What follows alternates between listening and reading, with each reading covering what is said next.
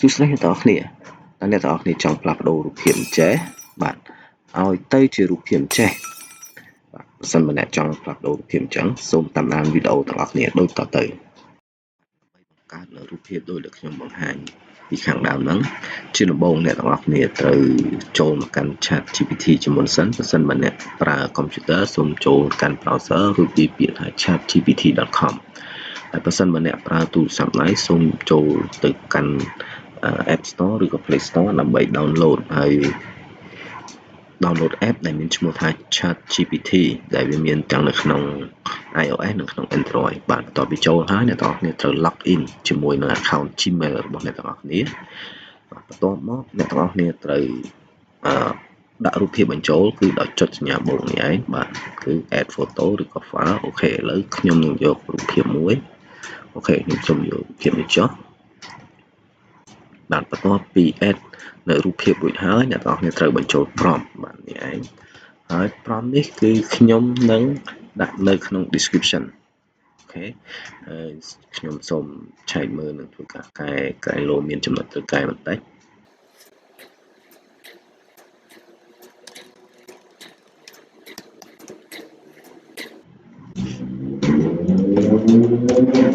អូខេខ្ញុំនឹងលុបហើយអស់នេះបាទបន្ទាប់ពីអញ្ចឹងហើយគឺខ្ញុំនឹងបញ្ជូនទៅតែម្ដងអូខេខ្ញុំសូមចុចកន្លែងបញ្ជូននេះបាទឥឡូវគឺវានឹងចាប់ផ្ដើមទៅហើយបាទនេះគឺរូបភាពកំពុងតែ processing អញ្ចឹងយើងនឹងធ្វើការរង់ចាំប្រហែលជា3ទៅ5នាទី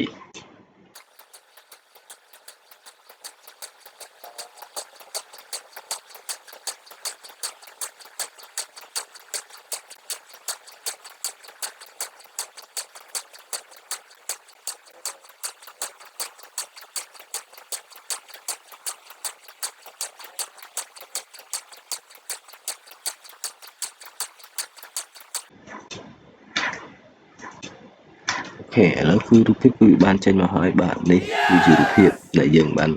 ដាក់អំបែងមិញហ្នឹងឥឡូវគឺវាចេញមកហើយបាទឃើញទេបាទអូពិតជាឡយមែនតែនប៉ុន្តែរូបដូចជាមិនសូវជាដូចគ្នាប៉ុន្មានទេអូខេបើសិនបើអ្នកពេញចិត្តនៅរូបភាពហ្នឹងហើយអ្នកនរគ្នាអាច download បានហើយបើអ្នកមិនពេញចិត្តទេអ្នកនរគ្នាអាចដាក់បន្ថែមម្ដងទៀតក៏បានដែរអូខេខ្ញុំនឹងធ្វើការ download នៅរូបហ្នឹងអូខេបាទអញ្ចឹងវីដេអូហ្នឹងគឺបានសម្រេចហើយគឺវាមានតែប៉ុណ្្នឹងទេអញ្ចឹងសង្ឃឹមថាអ្នកទាំងអស់គ្នាអាចធ្វើវាបានទៅតាមរូបរបស់អ្នកទាំងអស់គ្នាបាទអញ្ចឹងសូមអរគុណអ្នកទាំងអស់